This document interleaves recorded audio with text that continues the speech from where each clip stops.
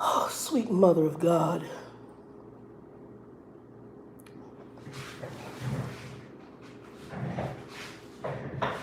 Okay, what is that? I don't know which one this is. That's the basil.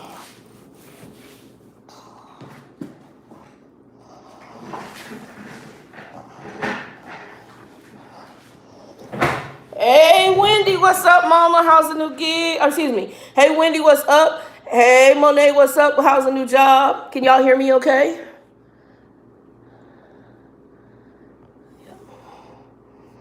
Can y'all hear me okay? Oh, Father.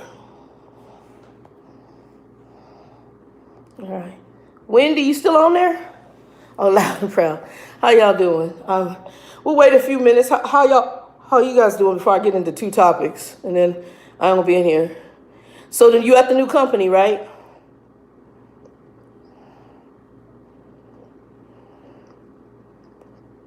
Welcome to whoever the third person is that came on. Hey D, how you doing? V Griffith, what's up? Yeah, I just started. I got in here late. So I don't know if y'all know what I try to do is, because I know some people say they miss the lives. I try to post up when I'm gonna come in and maybe what topics I'm gonna cover, and then we just get into chatting.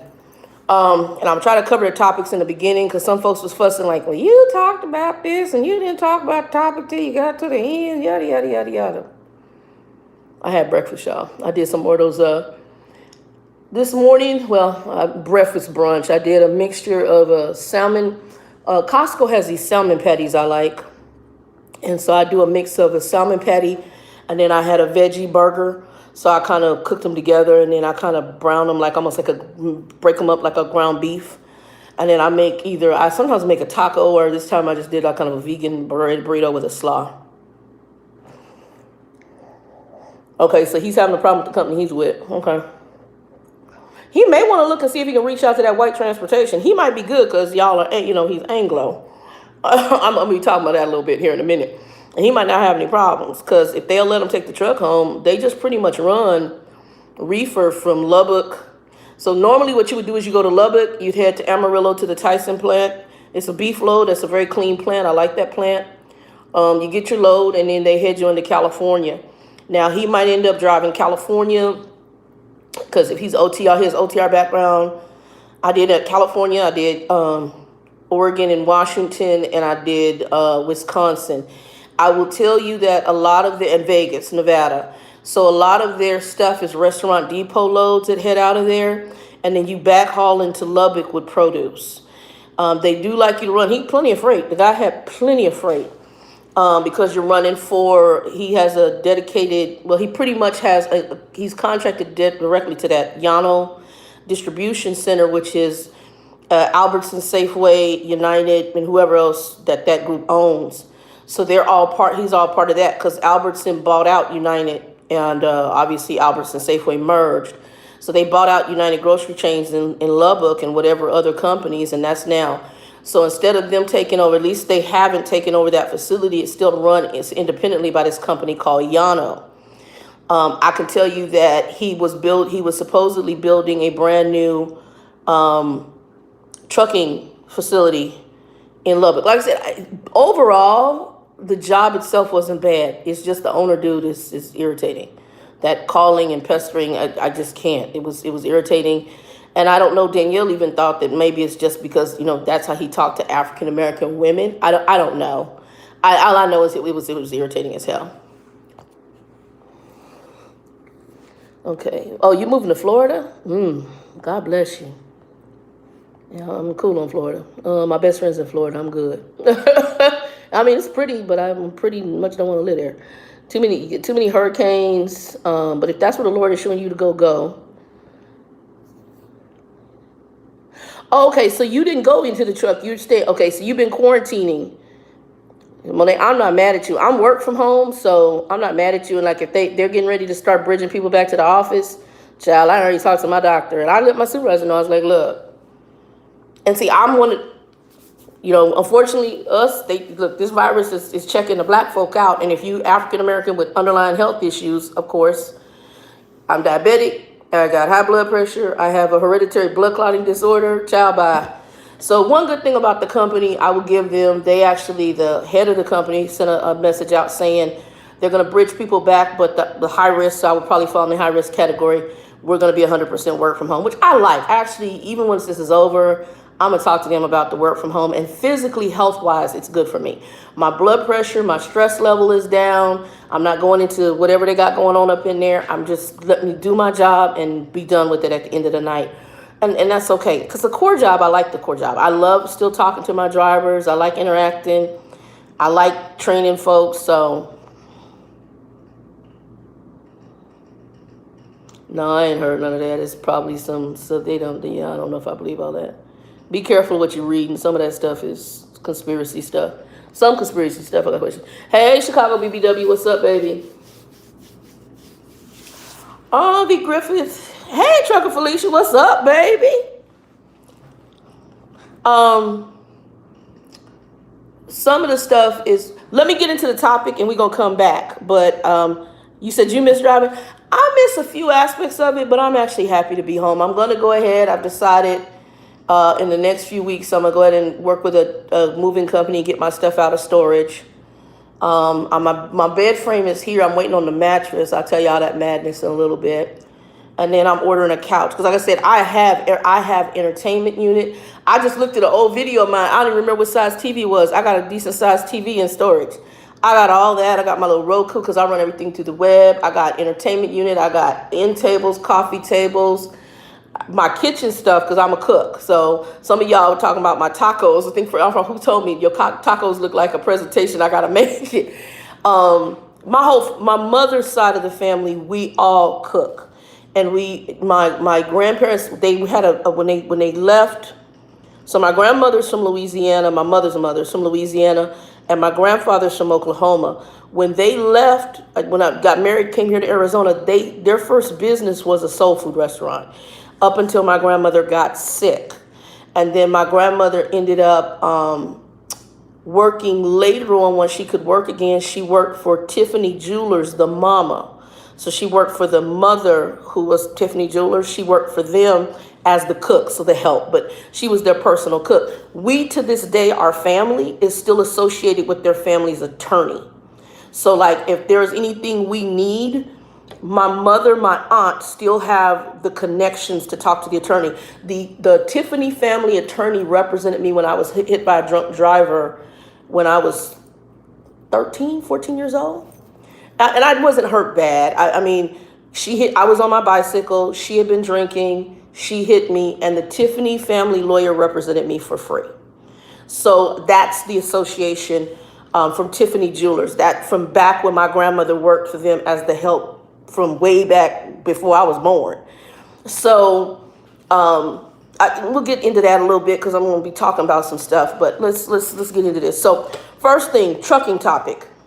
So, and then I'm going to knock this out and then I'll come back to your comments. The other night I had a driver. Y'all know I'm going to try to keep some trucking content on here, and I can do that now from the office side and then from my own experience. And then y'all can chime in and help anybody who come in with comments. The other night, a couple nights ago, was it Sunday? Because they called me to work Sunday. I had to work Sunday and I traded Wednesday off. So I had a driver. No. Was this last night? Was it last night? I can't remember, y'all. I'm getting old. Anyway, I had a driver call, and it might have been last night. He called, or night before last, and he called and he said that he was concerned about this trip. So I was like, okay. I said, and where was the load at? Because he was doing a relay load, and I guess the relay load I didn't know was going to get him home. Because when they call me, they just asking questions. So I'm just doing the bare bones check. So I went to go track where the driver was who was bringing the load in. So if y'all don't know a relay T call, that means you're going to swap loads with another driver and then take it the rest of the way or wherever it's going. So he was supposed to swap. This driver was bringing a load in out from Laredo, bringing it up into Hutchins, Texas. And they were going to switch it out at the yard and he's going to go. So he called to see what the status of it was. I'm going to come back to Chicago BBW. I went to go look up the load and found out the driver was really like, he was several hours out. I mean, 5 or 6 hours away. Something even, maybe even further than that. Well, anyway, like he had just started driving. I have no idea. The guy says, and you could hear it, and he says, that's gonna mess me up. I'm like, okay. I said, I'm not understanding. I said, is there a problem? Can you not do the load? Because if he can't, then I have to send emails to communicate that. And he said, I was trying to get home for a funeral. And I'm like, oh my God, I'm sorry. I said, and because I'm a driver and because of my also, thank you, Trucker Bill, advice, y'all always have money to get home, okay? Always have money. The trucking companies are going to prioritize, while they may be, most trucking companies are family-oriented companies. Let's just go there. Most trucking companies, me and Regina had a little talk about that this morning, is that the one thing she did like about the company that she was, when she was here, and I told her the reason I had referred her in was I was impressed with their management, that their managers would get on the phone, they would work, they would get out there and work with you. I was impressed with that. That's what impressed me. Now, they got other stuff going on with their core level people that's madness. And that needs to be dealt with in a different way, but I don't know why they don't. I think they have just let it continue. And I don't know why I can't go there. That's not my issue. I can just do the core of what I do. But what we were impressed with is that most trucking companies, I don't care who they are, most trucking companies have started based on family.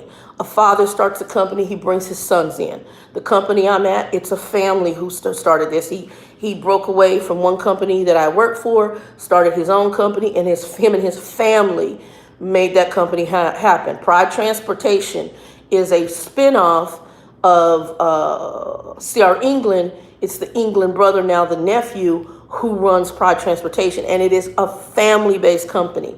Swift was started as a family-based company. WFX, family-based company.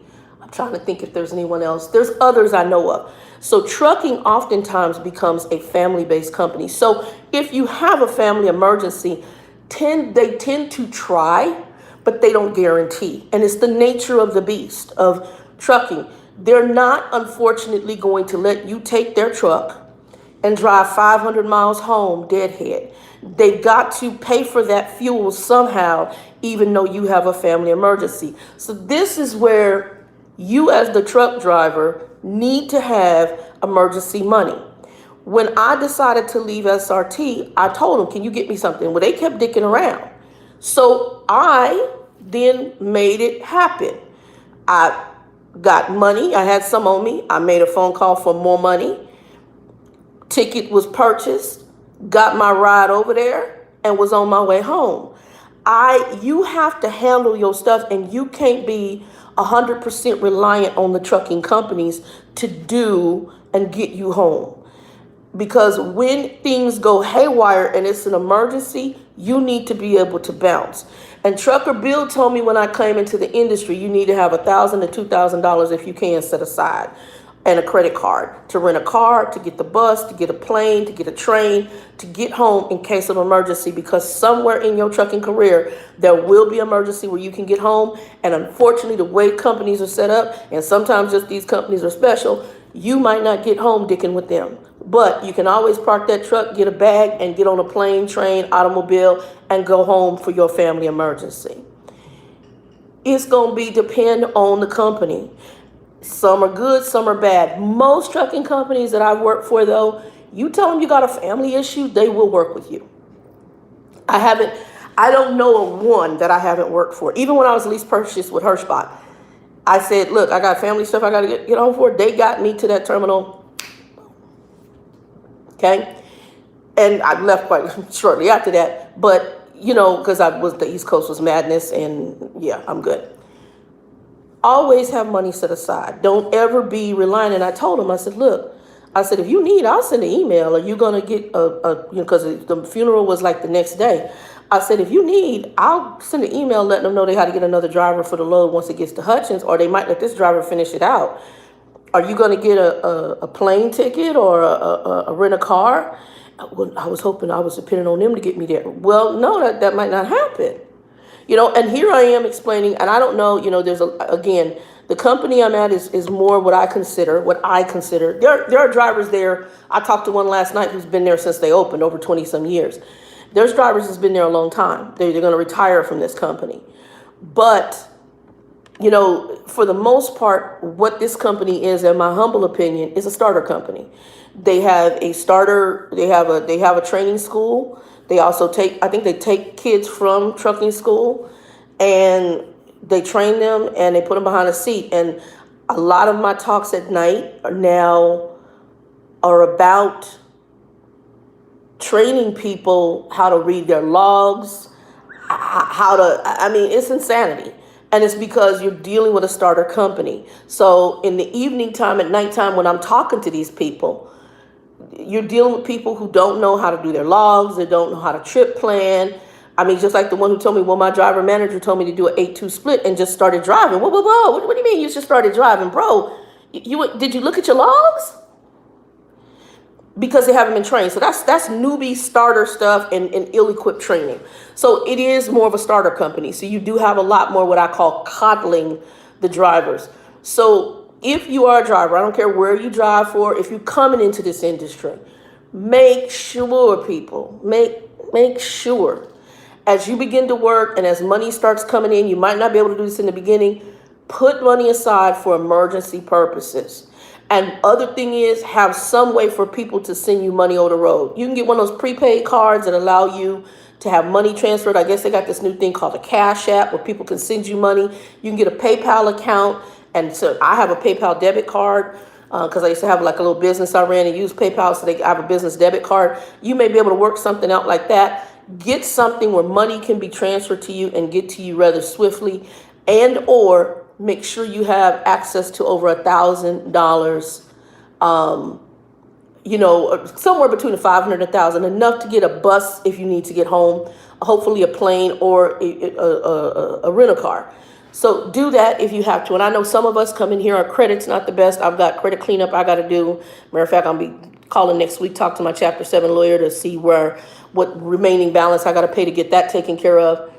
And get it cleaned up, get yourself a credit card. If you have to do a security credit card so that you can rent a car and you can go, or you can catch the bus and you can go and get home in case of emergency. To depend totally on the company to get you there, when that company is looking at the cost of fuel based on freight, they're going to do what's best for them as far as freight. They're not, in most cases, unless you work for Conway, in most cases, they're not deadheading you 200 and 300 miles. They're going to make sure that there's some kind of load that you are under in order to get you home. And otherwise, you're going to get you to a terminal and they're going to tell you, find your own way home. It is not really, truly their responsibility to get you home in an emergency situation. So please make sure you put money aside. That's the one topic. The second one we're going to get into is about the protest, about this gentleman that died, about racism, because it's been on my mind. Everybody right now, we're all seeing the news. And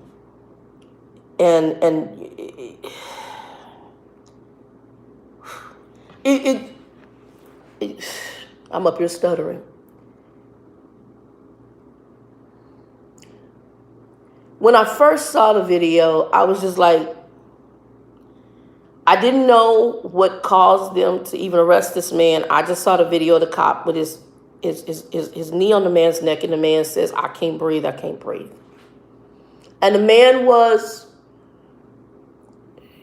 he didn't seem like he was fighting. I'm sitting up there, you got him down. His face is into the doggone blacktop, asphalt.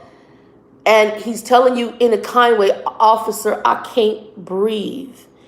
This man did not move. He held him down like he was holding down a vicious dog. Yeah, hands in, girl, V. Griffith. And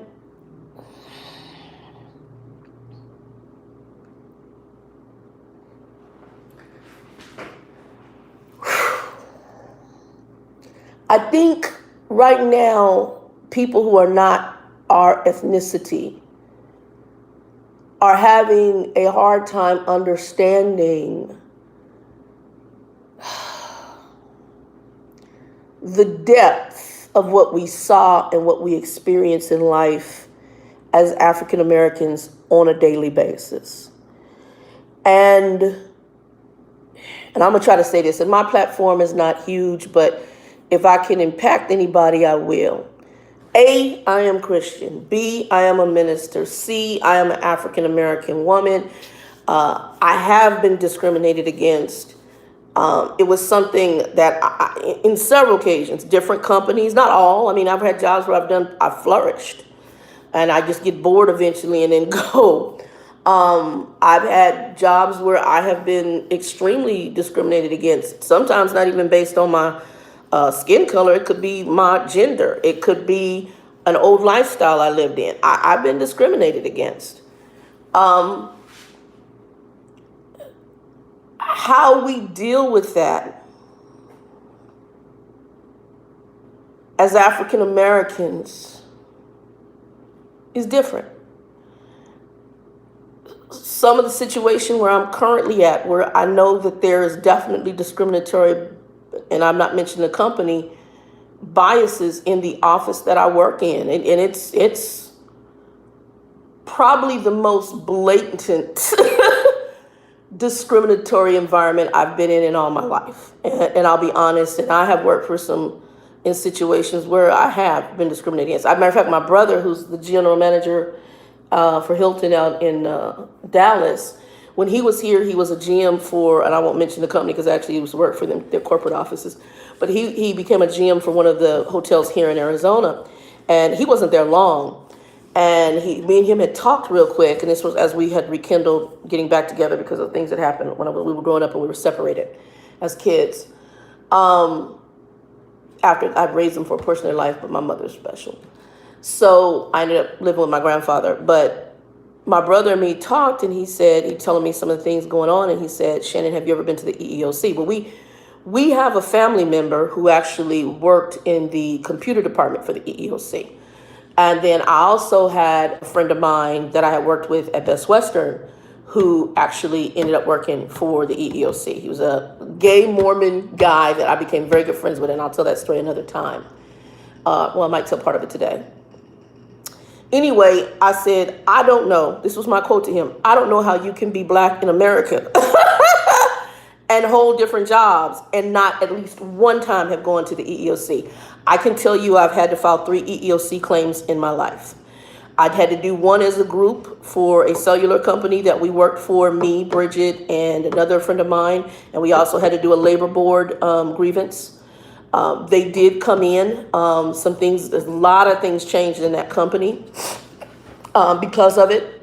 And it's hard to do that because you do risk your job. I mean, I left shortly thereafter. They couldn't just fire me. But there were other changes that took place. That company actually ended up being dismantled anyway and broken out to make 2 other companies, one of which I later worked for that still had issues. We'll just leave it at that. But they did come in. There were some corrections, and sometimes there's sacrifices that need to be made in order for change to take place. And sometimes the sacrifice is your job. Because companies in most cases are going to retaliate when you file a grievance.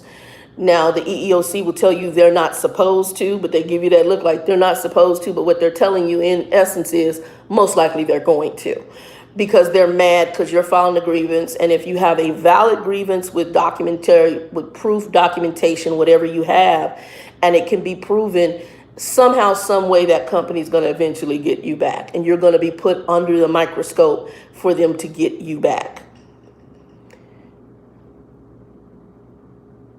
Now where I'm at, I don't, could I have go based on some things? Absolutely.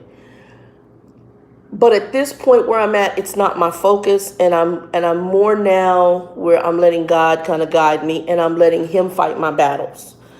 And I find that sometimes stepping back and doing that is better than sometimes going through all the drama you have to go through with agencies in order to get companies to correct behaviors. But all of it, and as I say, it all will come out in the wash. What we're seeing right now in America is not new. This behavior of discriminatory behavior, the police treatment based on profiling of African Americans. And it used to be mainly black men, but they're killing black women too. Because y'all remember that girl they killed in the cell, talking about she hung herself or whatever. They're killing black females too. Don't ever get it twisted. There's no the filter of, oh, you're a black woman and it was easier for us. That's going out the window. Okay, you need to respond when police pull you over the same as a black man would. Hands either out the window, on the steering wheel. There's things that we can't do because all of a sudden, based on our complexion, we're a credible threat in their mind, or we're somebody like that. So we can't, we have to handle things differently. With that being said, and I don't want to go too far off the Richter scale, I do not believe in violent protest. I am a very big proponent of an old Martin Luther King and Mahatma Gandhi way of handling situations of this nature. I'm not a soldier. I'm not trying to be a soldier. But we can peacefully protest. Hey, oh, Mandisa, how you doing, baby? We can peacefully protest for change. And if any of us as African Americans, and for some of you, you guys haven't been around the planet as long. Shay E, what's up? You haven't, and I'm gonna go back and read comments here in a minute. You haven't been on the planet maybe as long as I have been.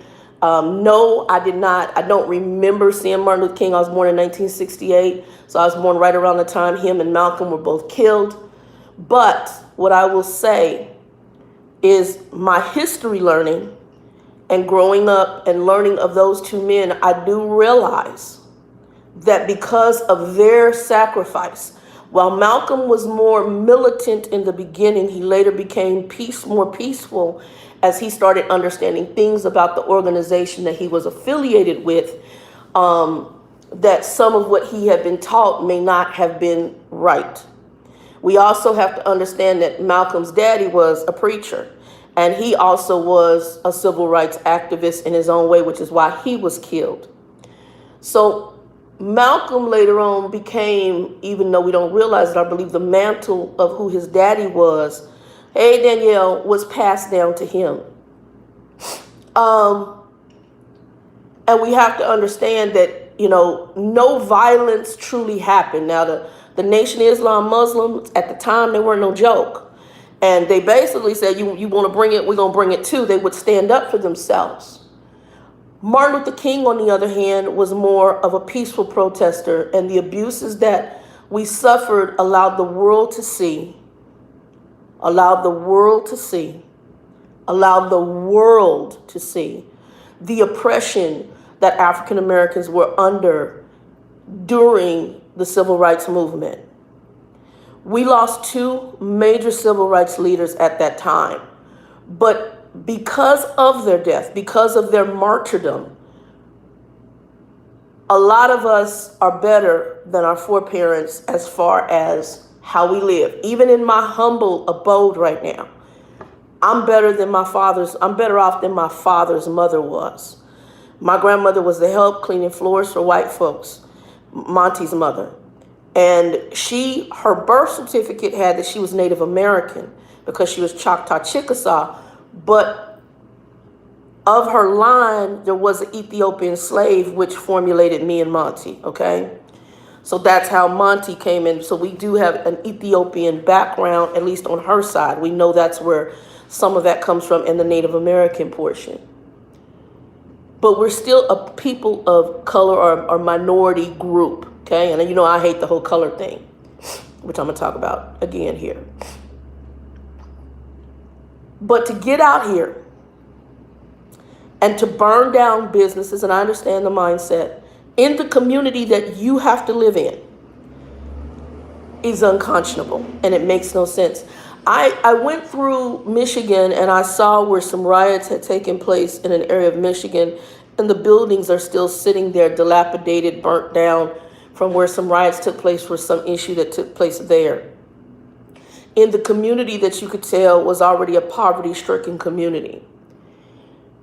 A lot of people, especially like I said, people of our persuasion may not understand, well, y'all dumb as hell. Y'all going there, they burning their own stuff down. All right. Because of that frustration that takes place, and a lot of those businesses are not necessarily black-owned businesses. They usually are burning down the ones that belong to other ethnic groups, and it's not a lot of Anglo groups, but it's other ethnic groups. They're burning down those businesses, and it's all it is pent-up anger, frustration, and we can't get outside our community to really do what we want, so all of it bubbles to the surface there. We also found out today, at least on the news, that a lot of the people who are doing this are coming from other states. And so agendas are different. So if you are protesting, please try to not associate with these crazy behinds who are out here, want to shoot up the police, shoot up the military, light buildings on fire. That is not how we're going to have to deal with this particular issue. This issue is so deep-seated, so deep-rooted, and in essence, we are still a minority group. And because we are a minority group, we do not have the power to stand up to the military, and they can call martial law. And it makes no sense to put more minorities in caskets behind something we can peacefully protest. And eventually, the world already is watching, okay? Our country has been under the microscope since our elections. You guys know this. And certain behaviors, certain statements, and like I said, I'm not a proponent for the particular individual, but I believe God put him in the position. And I know some people it's hard for you to wrap your head around that. There are aspects of what he does that I agree with, but there's other aspects that I just be shaking my head. But I understand that God is doing some things through this individual, even though he got a whole bunch of other issues. But I also understand that a lot of stuff is being allowed because we have never really dealt with, since civil rights, we stopped dealing with racial issues to the degree when Martin and Malcolm, everything stopped. And we got so far. We got, we made a little hop. We can now go in restaurants and eat. We can now shop. We don't have to drink in separate fountains. We now know that you're human, I'm human, but we still have a divide based on stereotypes, attitudes. And really, to me, what racism is, it's a way of somebody thinking they're better than the other person. I put a quote up in the beginning of this video when you go up. It's by LBJ, and I might not be quoting it right, but he says, if you can make the poorest white man think he's better than, the best black man, hell, you can pick his pockets. And as a matter of fact, he'll just give you the money. So basically, if you make somebody who's Anglo feel that he's better than a minority, then he basically will feel good about himself, and he'll give you money. He'll help your campaign, do all whatever. If you read that quote, it's mind-blowing, and that came from one of our presidents. Hey, what's up, baby girl? What's up, stop? So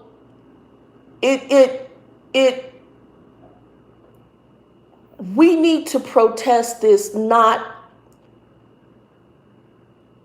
in violence. We need to protest this in a peaceful manner. But we also need to understand that all this is happening for a reason. And I said that when we got the president we got into office after Obama left out, and we saw aspects of who he was, I said, God gave us. He gave us a president that is indicative of our society. In essence, my best friend hates Trump. I don't hate Trump. I actually feel sorry for Trump. Trump and my father's an African-American man. Him and Trump, to me, remind me exactly of each other. They're both narcissistic. They both have a compulsive lying behavior. They both are focused on their appearances. And they're very similar to me. They're very similar men. When I look at them, my father's African-American, Trump's an Anglo man. But behavior-wise, they're very similar. And so I feel sorry because I understand that it's deeper rooted, But at the same time, there is no happenstance or accident to what's going on. We have underlying issues that we did not deal with in civil rights in America. After the death of Martin and Malcolm, we stopped and we got so caught up as African American people in trying to be like Anglos, number one, in materialism, number two, that we all were trying to get caught up into the philosophy of materialism making you important and status, jobs, and money. And so therefore, civil rights and discriminatory behavior went on the back burner, and we tolerated what we tolerated without dealing with it. So it has now bubbled to the surface. We have a lot of things in America right now, and it's bigger than just race. Really, what we have going on is a classist situation, but we're looking at it as a race card. It's a classist card. This is a class, an economic class thing going on right now. And unfortunately, you're going to have a lot of African Americans, Latinos, other minorities who are on the bottom of that totem pole. And therefore, discriminatory behavior is going to become microscoped. But we can't lose sight of what worked. And we did not get to the places where we do have people who have been successful in world life with their positions, their jobs, getting an education, being able to go to the grocery store, not having to drink out of separate fountains, having agencies like the EEOC and the labor board that can represent us when we are discriminated against in corporate environments. The right for groups at an economic class for the labor board to help you organize to start unions and many other things that came about because of civil rights. But there's a way to do it. And we can't go out here tearing up buildings and burning down stuff. And we also have to understand one of the things that always bothers me when we see this. Oftentimes we look at the looting, we look at the burning, we look at the bill, and we don't disassociate the fact that that's one group of people that could be some fool, mental health, whatever's going on with them, and they had their own agenda, which absolutely probably have nothing to do with the loss of life of this man. You know, we're talking about this situation, but we can't forget about the dude, I forgot what state that was, where the son and the daddy gunned down this baby jogging in broad daylight in the neighborhood, and they gunned down this man. And this is there's behaviors, there's mentalities going on, and it stems back to an underlying discriminatory behavior that's been around all along. But also the bigger issue is oftentimes the people with these behaviors, all it is they don't feel good about themselves and they want to feel better than somebody else. So somebody has looked at, oh, well, she's black. Well, first of all, that's black. I'm brown. That's one of the reasons I don't like the word black. I'm brown. Most African Americans in America, we in a range. Most of us are not this dark anymore because from the time of being in slavery and master being in the slave house and all the other intermingling that's taking place, our skin color is not this dark. Okay, there may be a few people who are original in Africa who some of them may get this dark, but for the most part, most of us aren't this dark. Most of us are brown. So I don't like color anyway. Color is a color. It's not a human race. Oh, you're the black race. No, race. We're all human. We're human. The human is the race. We're a race of people. We're humans, humanoids. I always like the word ethnicity.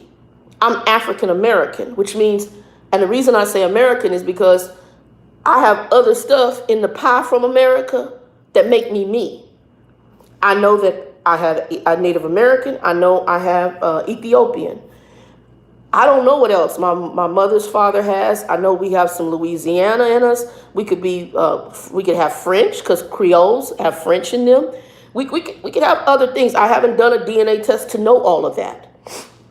Now that we're coming out with DNA tests where you can go see a lot of these people who are, Joe has a friend of his. I'll tell this story real quick. So Joe is Latino, and my family is a rainbow coalition. I got my sister-in-law's white, one of my sister-in-laws. I have a brother-in-law who's Latino, who's Mexican. I have cousins who are Korean. Their mamas are Korean. I don't think we missed a nationality in the world. I think we got Africans. We got people from Europe. We got a plethora. I got cousins with blue eyes, blonde hair, and it ain't fake. That's they stuff going on because they part of on my auntie side of the family. I don't even know what's on my mom's side. I know some of it. My brother's married to a white woman. She looked like she Irish. My sister's married to a Mexican dude. My niece, if you looked at my niece, you wouldn't be able to tell my niece was black. My brother's wife, the one who's the general manager, his wife is Latino and black. She looks to me kind of like a little bit Puerto Rican. So, a rainbow coalition in my family. I got, and that's a lot of us. We got everything in our extended and current family, okay? We can't, putting people in class of what we call race, which is just the most ignorant thing ever. And to me, we went from being, and I'm just going to go, being niggas to Negroes to colored to black. And we need to lose black. And we need to get to being African Americans. We need to do like the Latinos do. And we don't say, it'll ask you what is your ethnicity. It don't ask them what their color is. When I went to do my home mortgage, it asked me my race. It asked the Latino what their ethnicity was. And that's what we need to do for everybody. That race stuff we need to get out of our vocabulary, our mind, and our thinking. It is a divide. And don't get me wrong, there will always be a clash even among ethnicities because somebody got to feel better than somebody else. But we need to lose race. Race is one of the worst things. It's a major poison pill. It needs to go so mindsets change. Will it go? Most likely not. It's not. It's going to be one of the divides to end time in the first place. There's going to be two different ethnic groups that are going to clash at the end of all this. But where we're at right now, and where people are, because people saw that video and a lot of folks are mad because it's hard to get out of our head how we saw that man die. It really is. The two, and they were back to back between the one with the two white guys or Anglo guys in the truck, the father and son, and gunning down that man who was just running in the neighborhood, and between this gentleman being subdued on the ground, the cop with his hands in his pocket and kneeling on him. And then there's more video showing that other cops were leaning on or kneeling on other parts of this man's body. For 10 minutes with this man crying out and telling him and polite, officer, I can't breathe. And the people look like they're waiting at a bus stop or whatever saying, get off of him, get off of him, and filming.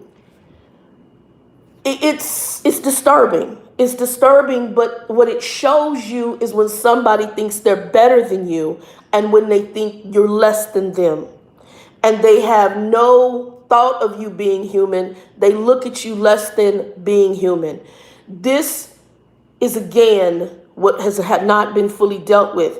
Once we got to a part with civil rights and we lost Malcolm and Martin, everybody stopped. We also had people, because it's very easy when you become a center of attention to then think it's about you, and the importance of the cause goes on the back burner. So we had people trying to fill the roles of a Martin and a Malcolm, but they were doing it for the wrong reason. They wanted to be the spotlight. They wanted to be those men. They wanted the attention those men got, opposed to the heart of the reason those men became the civil rights leaders they were. There are people who are passionate about their cause. It is my firm belief that Malcolm and Martin were very passionate about their cause and their calling in life to be civil rights leaders. It's my firm belief, y'all, my allergies, y'all know how it goes. It's my firm belief that was what those two men were born to do. Not a doubt in my mind. Mahatma Gandhi if you guys have never ever researched him, there's a movie you can watch on it which gives you a general view of who he was. But Mahatma Gandhi was amazing. He dealt with the oppressions that took place in India. Here he is, a lawyer. He had been trained like in England, used to wear the suits, looked just as clean as they did, okay? And he got back there and saw the oppression of his people.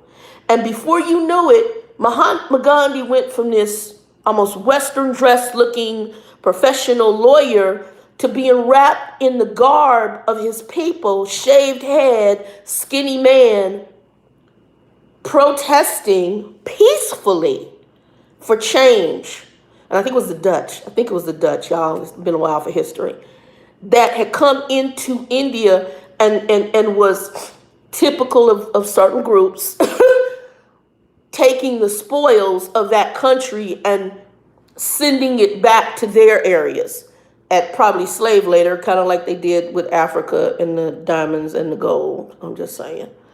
And then treating you like you're less than while they're raping your country, your place of its wealth that it wants.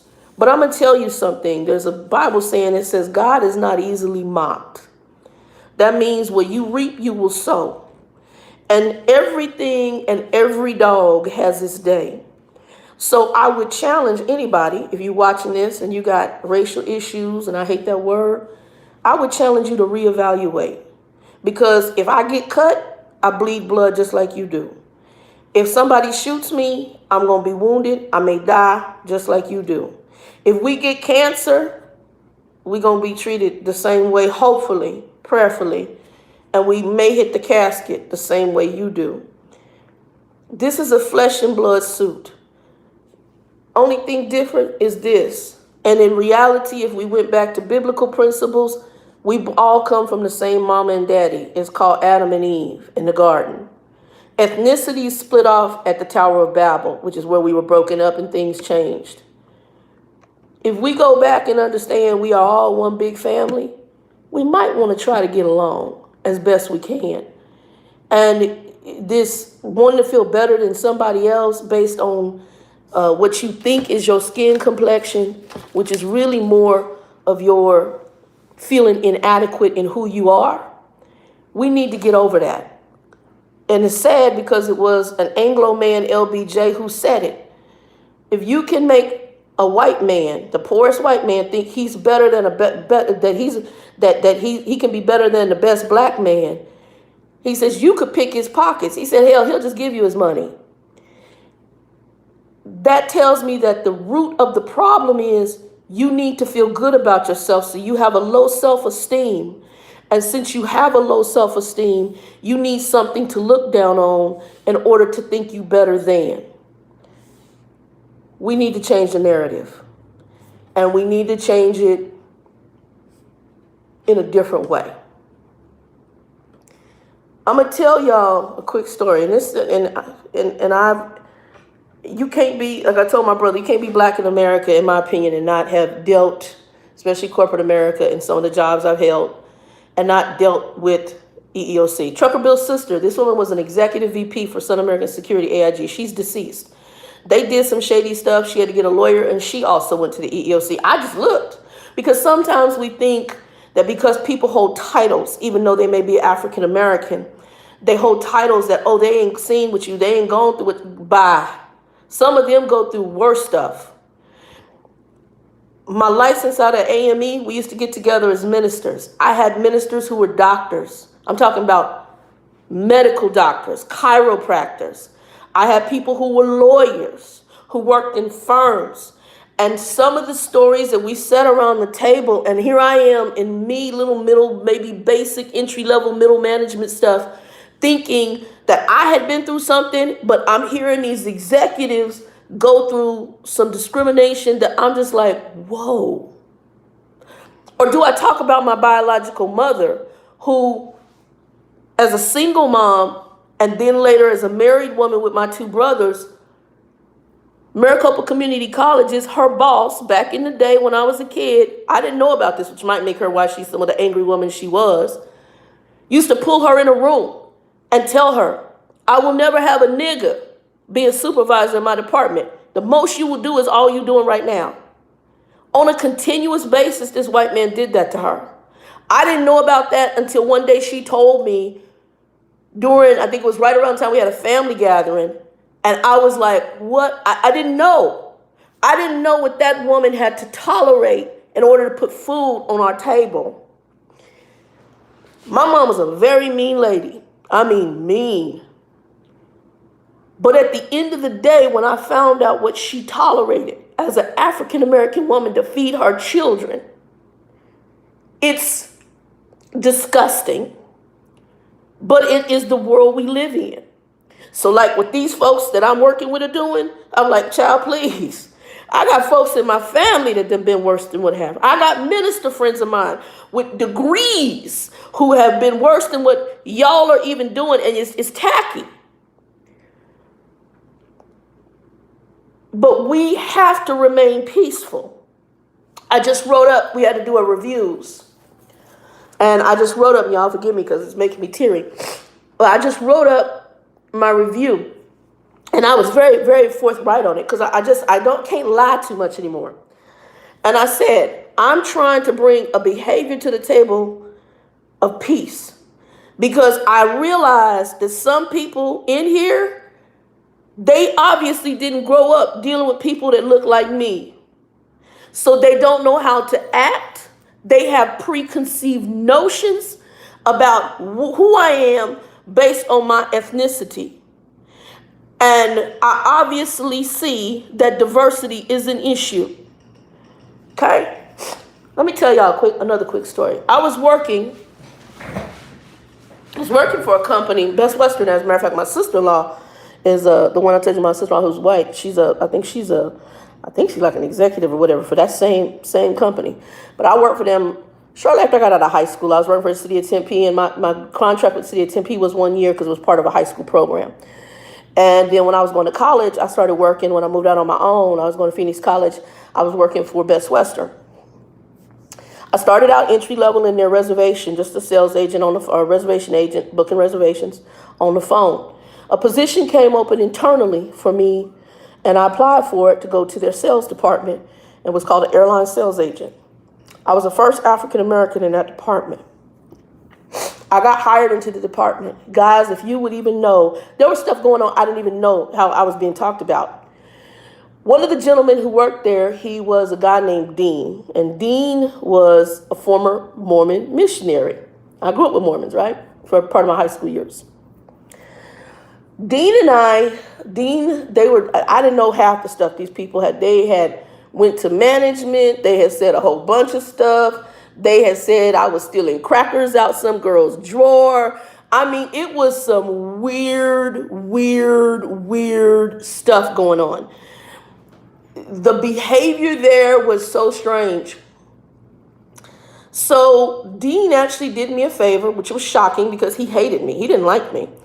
And one night I needed to move something, and I was trying to arrange, and he says, well, I have a truck. And he was in a situation where he was homeless. We won't go into what happened. He was homeless, and he was living in his truck. And he says, well, instead of you paying them, I could use the money. Could you just pay me and I'll go get it? I'm like, yeah, no problem.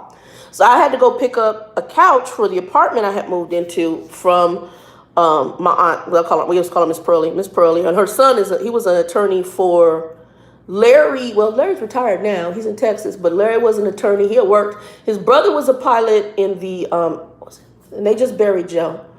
Joe was a pilot in the, it wasn't Air Force. I think he was Army. He was an Army helicopter pilot. And Larry, both of them college educated. And Larry was an attorney for the federal government. Larry had actually worked at the Pentagon and in Washington, D.C. for a while. And then when Miss Pearlie started getting older, he came back and he was just doing law stuff on the side. Larry is a very good lawyer. People knew him here. That's how good. One of the big agencies here, he was friends with one of the partners who also helped me in a car accident case. And free of charge. They're so wonderful. Mr. Blake.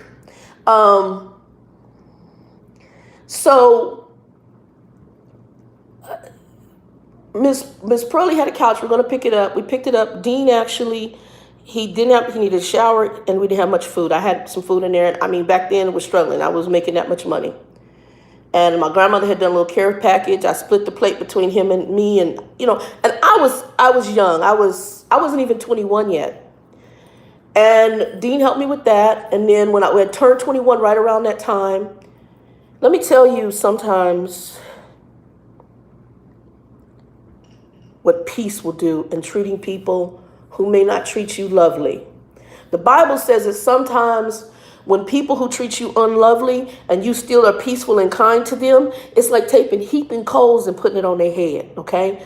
So you still kind to somebody who's a butthole to you. And I've been going back to that principle in this company I work for right now, especially being like literally I'm the darkest person in there. And there's only two of us who are, I'm dark and the other girl's more caramel complexion. So I think she's mixed with something, but I don't know what. And she's very sweet. But I'm like more of a typical African-American person in there, and I'm it.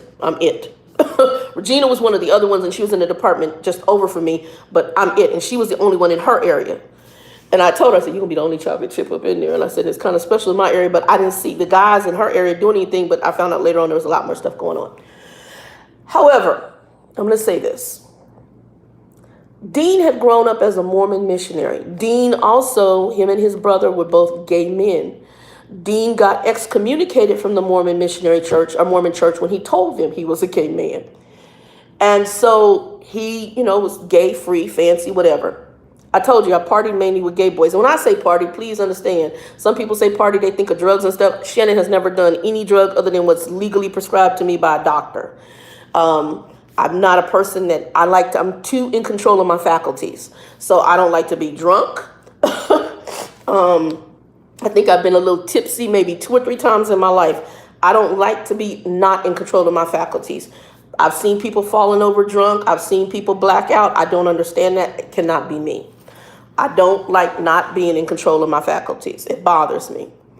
So for me, partying with them was maybe going to somewhere, having a couple drinks, dancing, going to an event. That was partying, hanging out, and I hung out with a lot of gay males. Dean was probably the first one I had really hung out with.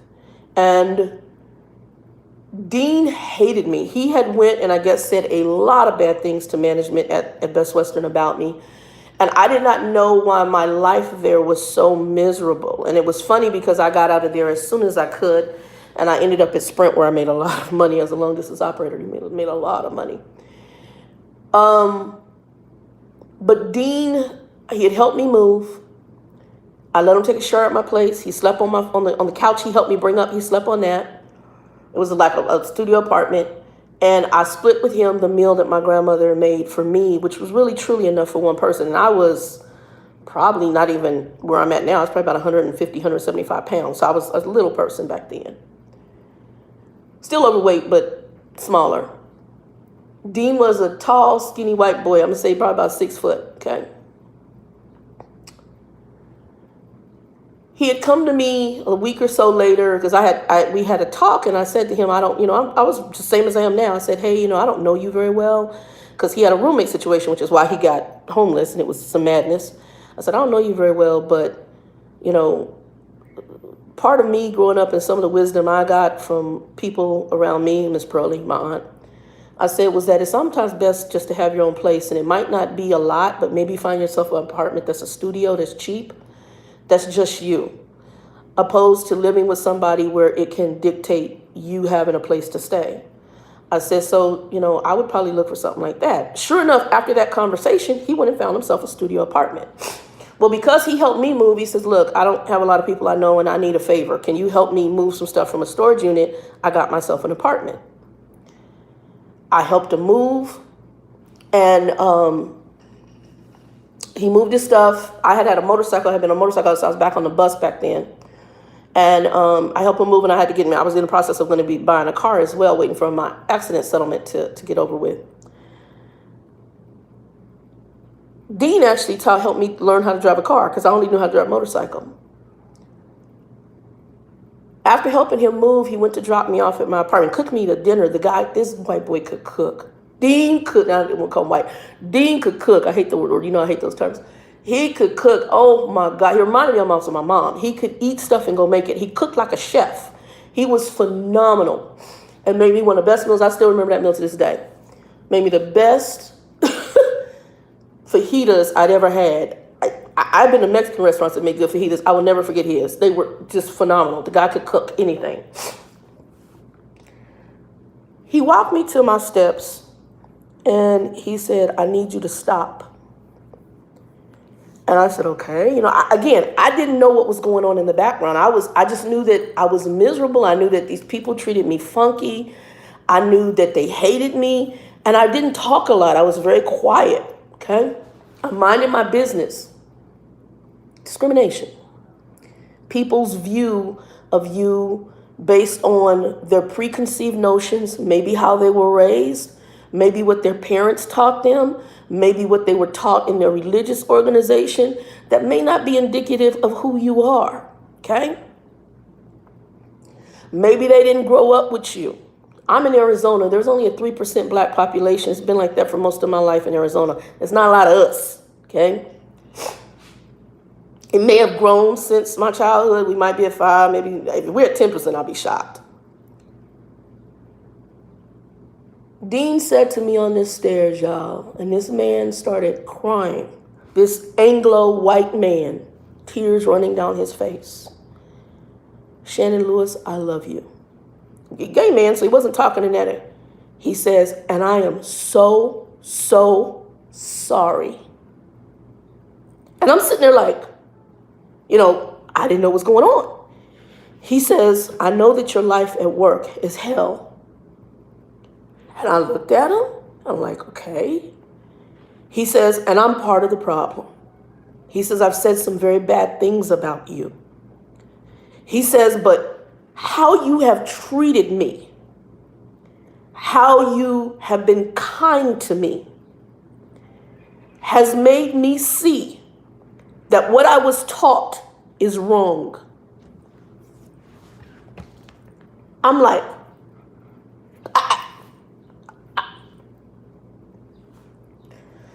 I didn't know where what was coming from. I didn't know what was being said behind the scenes.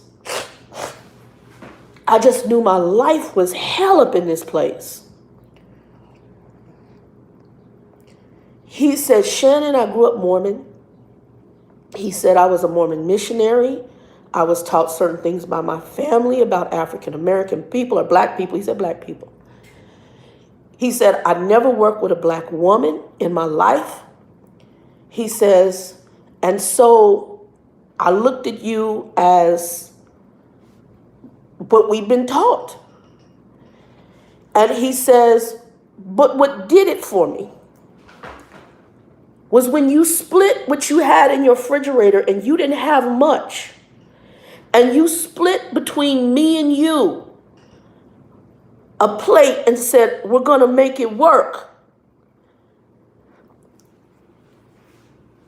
Dean and I became the best of friends. I know he's probably dead now because he became HIV positive and we lost contact. And the last time I saw him was, I think it was my 40th birthday. And he came to it, I'm 52, and he had lost so much weight. And I could tell he was into the stages, his HIV and AIDS. He'd lasted a long time because his brother died of HIV and AIDS too. And and he's funny. He's like, I wanted you to come to my brother's funeral. I thought it would be good just to give the Mormon church a good to see a good black woman there. He was so funny. He had this dry sense of humor, but he really was a nice guy. But sometimes people, and this is why I'm saying this, I know it sucks being African American and having to show a group of people that may hate you based on your complexion or have preconceived notions about you based on your complexion. I know it sucks that we have to prove that we are decent, law-abiding human beings that have a heart, that may have a belief system, that we're Christian, that we're whatever, that we're decent human beings, and all we're trying to do is survive through this life just like them. We're not trying to make them feel like they're less than us. We are just trying to get through the minutia of life, the good, the bad, the indifferent, the health, the money, the finances, the family, the drama, the brokenness, the happiness, the sadness, the loss. We're living the same life. That's all we're doing. And it's sad that we have to prove to people that all I am is a human being. And all I'm trying to do is be human. I'm not trying to take your job. I'm not trying to rob you. I mean, yeah, there's bad people in every ethnic group. I'm not. Judge me on what did Martin say? On the content of my character. Don't look at my ethnicity and put me in a box, because I might be a decent human being, which is what Dean found out. And we had a friendship that spanned from my 20s to my 40s. And it forever changed him, and it forever changed me. It's hard to be on this side of that fence, to convince someone I'm just a decent person. That man who died on that ground, what was mind-blowing was when the guy who I guess ran the shop where this forgery or whatever it was that's supposed to take place, which come to find out, I think it had to do with a $20 bill. He said he's coming here. He's been a pleasant guy. He may not have even known that the bill was bad. $20. $20. Because somebody probably looked at him as this dangerous black man, threw him on the ground, put his knee on his neck, sat there like I'm better than him. And now we got buildings burning down in violent protests and a country that's angry, pissed. We can't protest that way. We can't. We can't stoop down to the level that people are at, because that's what they want from you. That's kind of what they want up in my office. I had a situation in there. They thought I was going to come up in there and act a hot mess. No, I got in this house and me and Jesus prayed. I had my prayer group praying for me. I'm praying, Lord, show me what to say when I have to go deal with these folks. And I was calm. I'm not going to be this angry black woman that you think that's all we are. I'm not going to be the ideal of what you think an African-American person is. I'm not going to neck roll. I'm not. We have to change the narrative. And I'm sorry it's on us. It's sad that it's on us. It sucks that it's on us. It's the nature of the beast. But when the narrative does change, when a life is affected, when somebody sees you differently, you've accomplished a huge goal to change minds of what they think you are to knowing really who you are. This is sick what's happened. It really honestly is. But if you got kids, if you got family members that are angry about this, please talk to them. And we got to go in even into dealing with work and dealing in the public. We need to look through different glasses. And sometimes we have to be kind to people who ain't kind to us. Sometimes we have to be nice to butthole people so that prayerfully they may see a difference and you will get a Dean experience like I got. This boy is grown up Mormon, entrenched in a religion originally that did not accept us. Okay? Entrenched with a belief system that looked down on people of color. And I hate the word color, y'all know how it is. But looked down on anything that they didn't feel was was them. Sometimes we have to show people something different for them to become different. In Christianity, we say sometimes the first Bible that people will read is you. So how you live your life is what really will introduce them to Christ. Because before they crack the Bible, they want to see who you are as a Christian person. And you're the first Bible that they read. Sometimes you're the first minority they see who may not be angry, who may be somewhat intelligent, who may be decent. And they then need to know you can't put everybody just based on your biases of what you think in the same category. We need to see change. What we saw happen to that man, if you go back and look at some of the older videos where they turned water hoses on our people, where they arrested him and beat him down. I was 13 years old when I got my culture shock, going with my aunt and uncle, because he's the urban league director for Tucson, and going to the convention. And here I am in the South. I didn't know they were still hanging us at 13 years old. I didn't know they was killing black males on the side of the road. But we're watching news at his aunt's house where they seeing boys still being hung. The Klan still existed. This is culture shock for me. I'm from Arizona. This was history stuff I learned in a predominantly black school I went to for my early childhood. This still happens? That was in 82.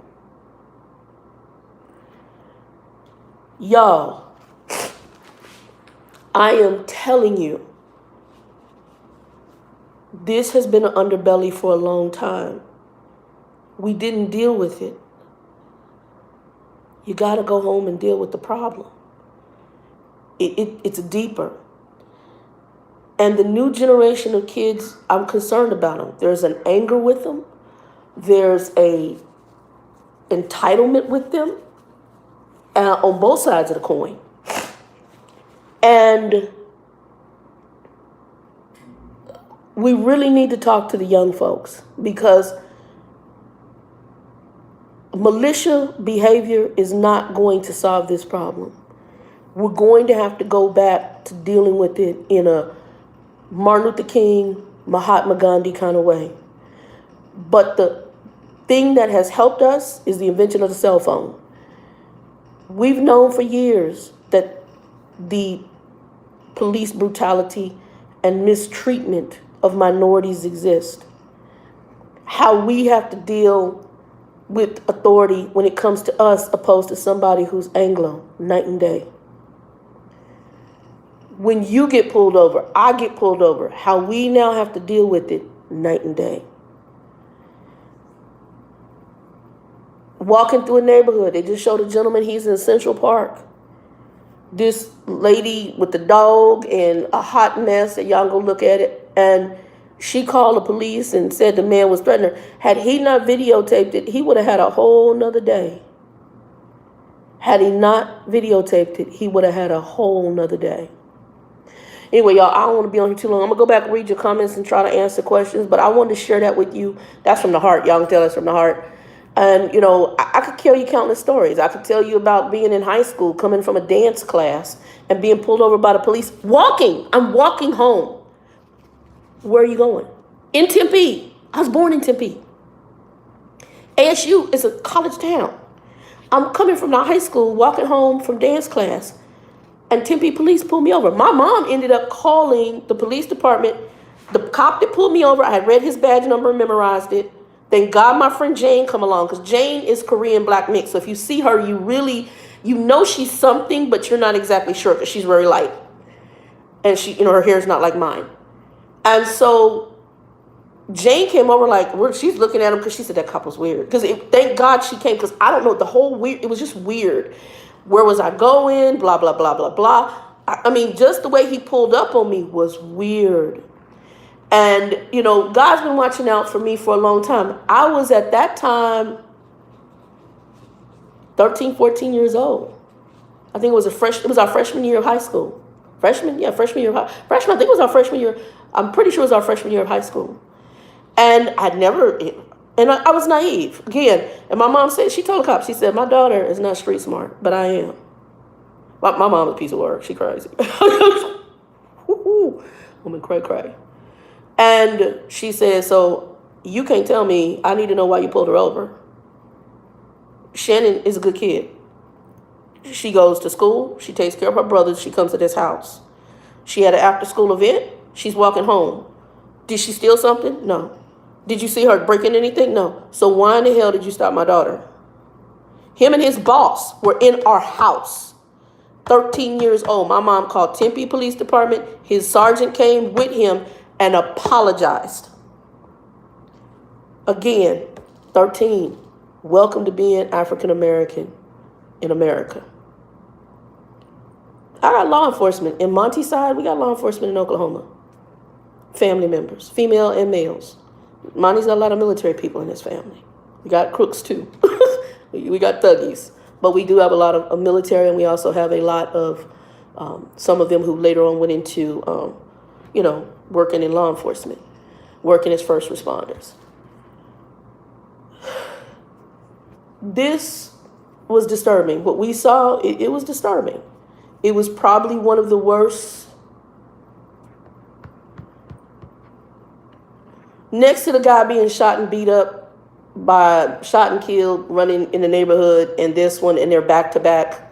I know everybody's angry. And on top of that, we got people in higher positions who make very non-friendly statements about African Americans. But again, we got an underbelly, but the world is watching. The world is watching. And that's what happened during the Civil Rights Movement with Martin Luther King. And America had to change its tune.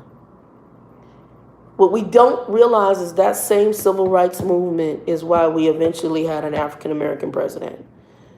Was I a huge Barack Obama fan? Not necessarily. Was I, as an African American, happy to see somebody African American in that office? Absolutely.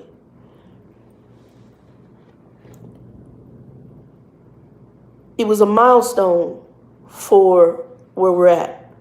But also because of that, I believe is why some of the anger and underbelly, because some people feel entitled to the fact that that should have never been somebody, a minority in that position. There should never be a woman in that position.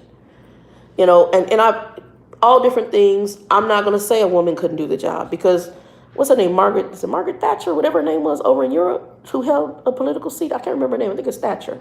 It's been a while. In my memories, I'm old. Who held a very prominent role, leadership role. So I don't think that it's impossible for a woman to rule a country. I don't. America's not big on it, but I don't think that. The same as I don't think it's impossible was it impossible for somebody of a minority status to run this country? No. And what kills me about some of the people that are pissed off about him getting it, he was close to the Bush family. They are close friends. He took a lot of advice from the man. He was a Democrat, Bush is a Republican. And they got along across the fence in order to bring us out of a very detrimental economic time in which the banks and corrupt folks took us through drama. And they brought us through it together on the same page. Hello? There's a reason why he kept continuing after Osama bin Laden. He didn't start that. Bush started that. He finished it. They were on the same page. So why people are angry, and I'm thinking, well, wait a minute. He worked in coalition with one of your political champions in your mind. Why are you so angry? It just makes no sense. But again, some people, it's not, to me, discrimination has nothing to do necessarily with your ethnic prowess. It has to do with somebody wanting to feel better than somebody else. I want to feel better than you. Not good. Not good. And we do it not only in ethnicity, we do it in classism. We do it even internally within our own culture. It's been a poison pill even in our culture. If an African American's lighter, if my hair is better, if I'm skinnier, we're doing it even in size. If I'm fat, are you skinny? If I can wear this and you can wear that. We always want to be one up, and we've got to retrain the mind. The Bible calls it renew the mind. We got to renew our mindsets to something different. So wake up. Let me go look at these comments, and then I got to get me a nap because I work today and I don't even know what time it is yet. Hold on. Y'all forgive me. I'm going to scroll back and put the phone up here so y'all see my hand. Okay.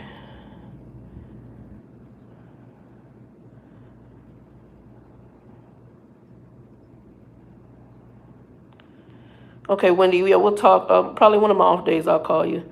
Hey, Chicago BBW. I said hey to Trucker Felicia.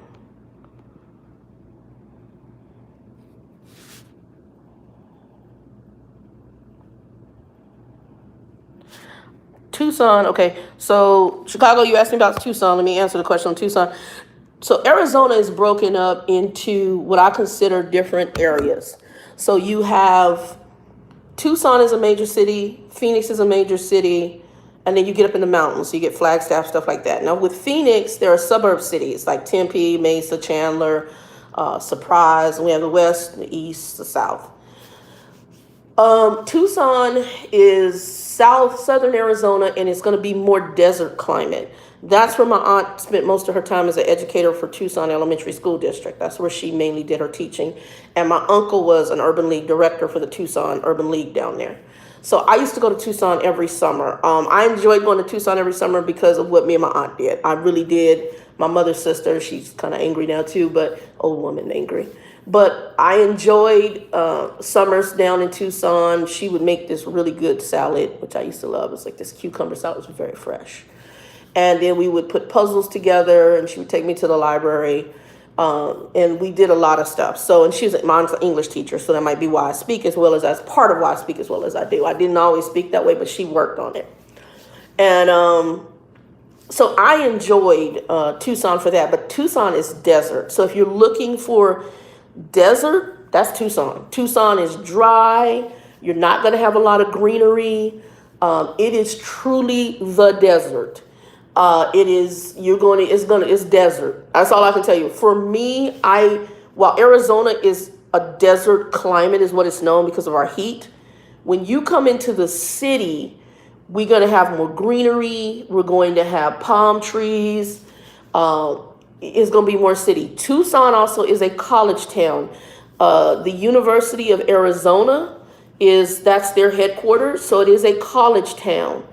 So that's down there. I do not know what their jobs are like. I do have a friend of mine who worked with me at United Healthcare, and I know she's worked from home down there. She was a team lead at our United Healthcare office.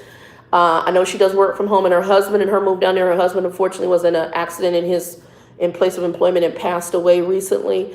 So I don't know what Angela's doing. I can reach out to her if there's something and see. If you on my social media through the Trucker Doll Facebook page, hit me up there. And then if necessary, I can put you in touch with Angela, and Angela may be able to answer more questions about it. I've only been through Tucson. And again, Tucson is not one of them places. It's not one of those cities. Like if I stayed here in Arizona, go, oh, I'm gonna buy a house in Tucson. Yeah, I would miss that. And it's just because I don't like the dryness of it. It's a very dry, it's true desert. Now, just outside of there are surrounding mountains. We used to go up to Mount Lemon all the time, which is very green. But I mean, it just depends on what you're looking for. I don't know what the cost of living is down there. It's dry. It's an older looking city. It is a college town. They do have one of the older Mexican restaurants down there that makes a phenomenal burrito. I'm just going to say I drove down there just to get the burrito because it's like the oldest Mexican restaurant in Arizona, and it was amazing. But that's as much as I can tell you about Tucson. I don't know what the employment is. Again, my aunt she taught there for years up until her husband got transferred to Tennessee, working for the Urban League, and then they divorced later on. But yeah, I can't give you much on it. Like I said, I went there all the time as a kid. It's just a suburb. It's an outskirts city of Arizona. It's about 3 or 4 hour drive outside of Phoenix, maybe a little bit longer. I mean, it's maybe 4 hours drive outside of Phoenix, something like that. Maybe 3 or 4 hours. I can't remember. Um, I'm not a fan. It's just, and it has nothing to do with the city itself. It has to do with really the climate. It's just too dry and it's too deserty for me. I don't like desert. I want some greenery. I would even love water if we had it here, like being near a lake or something like that. I don't want to be near an ocean, but being near a lake or a pond or streams, I like that kind of stuff. Like mountainous stuff, I like that. So that's Tucson. Again, not bad city. Um, I don't know, and I don't know if they had a stronger African American presence because we had a cousin down there too. And again, because my aunt was, her husband was Urban League, you dealt more with African Americans. So I didn't deal with Anglos as much as I did back here in Phoenix, and mainly in Phoenix because of schooling and how my mom had me going to school because she wanted a better education for her kids. She tried to keep us in predominantly white schools, not always 100%. I grew up on both sides. So, it was what she could do when she could do it. So, yeah. That's the best I can answer. So research to Tucson, and mainly I would look at like the climate and see if that's something for you. Otherwise, I mean, it might be for you. To me, it's a dry town. It's just dry. But there's stuff to do there. They have malls. I mean, they have everything any other major city has. Hold on.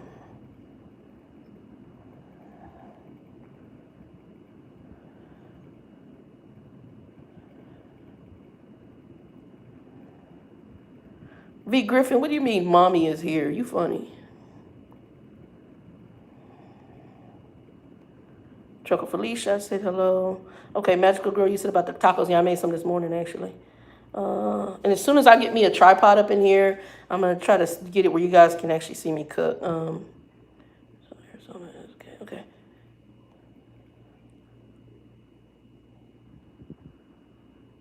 Okay. Okay.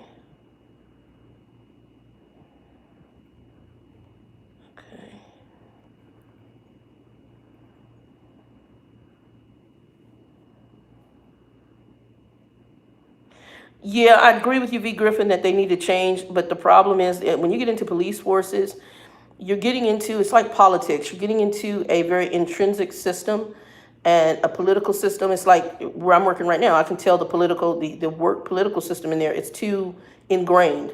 And to try to change that, it would be, there's some things that just is going to have to go through its own hiccups. And sometimes it takes major lawsuits and stuff like that in order for companies to change behaviors. But some things are too big for one person to do. It takes a movement.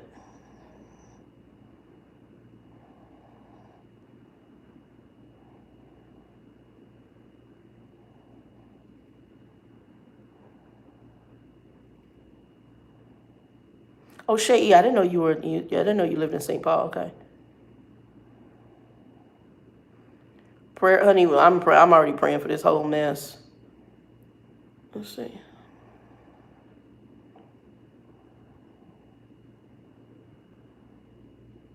Yeah, you can do that, V. Griffith. The discrimination you can do, if you have proof of it, you can do it at the EEOC.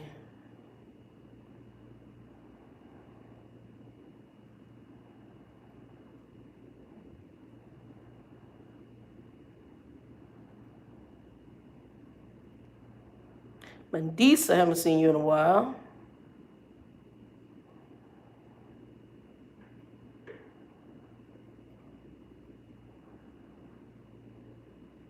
Well, that's the looting. You do have other people of other out there looting too, but it's typical of news media. That's why it kills me. It's typical of news media always show us doing foolishness.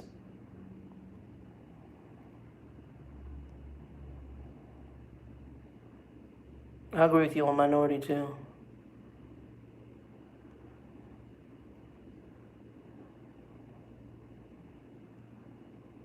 Oh, the Rodney King. Yeah, I remember the Rodney King. Actually, my grandmother was in the hospital. She had her stroke and lost her left side. And when she woke up, she saw all the rioting and she was asking me what was going on. And I had to explain to her what was going on with the Rodney King incident.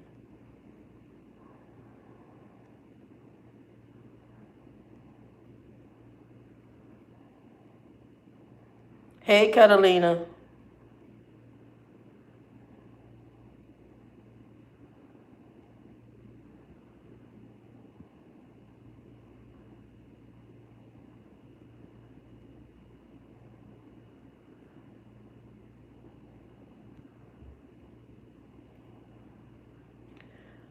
We might talk about it more. D, just you probably can rewind back, but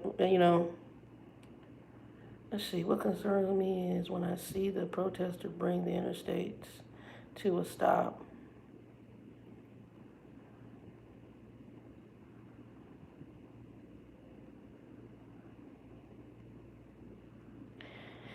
Yeah, that's a big problem with the EEOC. The one here we have a mix of people in there, which is good. But you are correct. So some of the EEOCs are not, they themselves aren't diverse, which is a problem.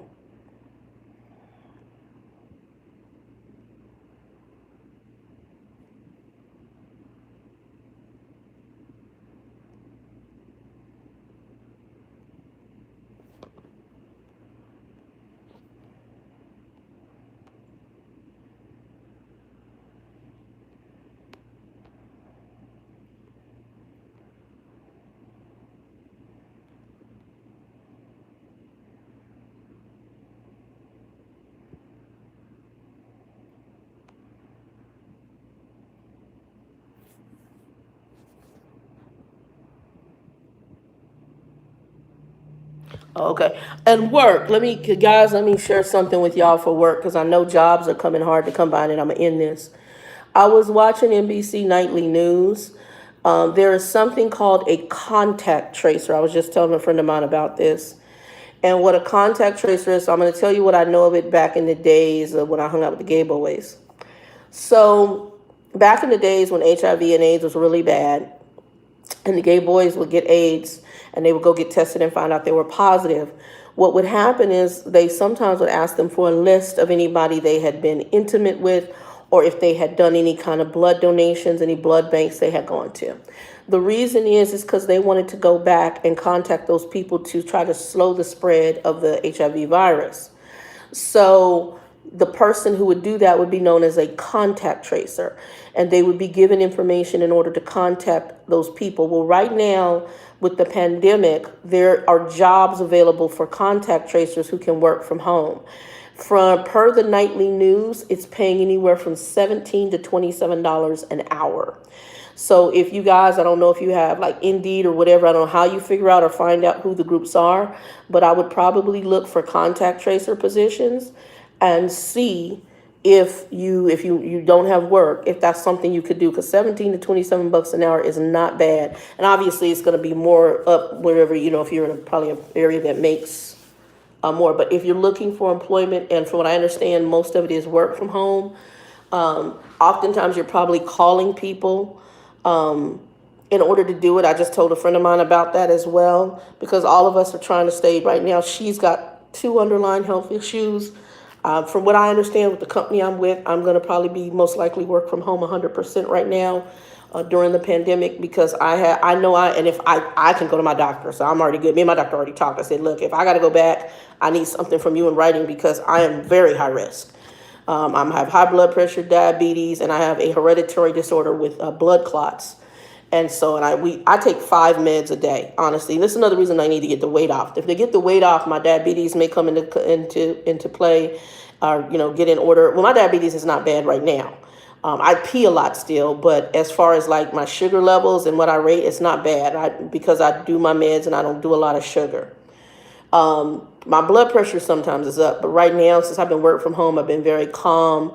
I'm not stressed. My blood pressure has been good. So, yeah, me and her are going to be talking if that's something they force, because going back in the petri dish, not my thing. I don't want my stress level going back up into the madness of other stuff in there.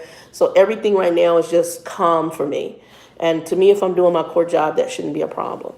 And yeah, so I'm just praying for that. But anyway, y'all, I do have to get off of here because I do probably need to get a nap in, because I do work tonight from 4 o'clock until 4 a.m. This is my Friday. Hallelujah. I got me a bed. I'm waiting for the mattress to come from Walmart. We'll talk about that madness later. I'll talk about it in another video. But the frame is here. Now we're just waiting on the mattress. And the mattress is coming from some best product company that sucks. But we'll talk about that later. I'm hoping the mattress is good, but the shipping, I got a problem with the shipping. But we'll talk about that later. Anyway, 2 and 2, y'all be blessed. Peace.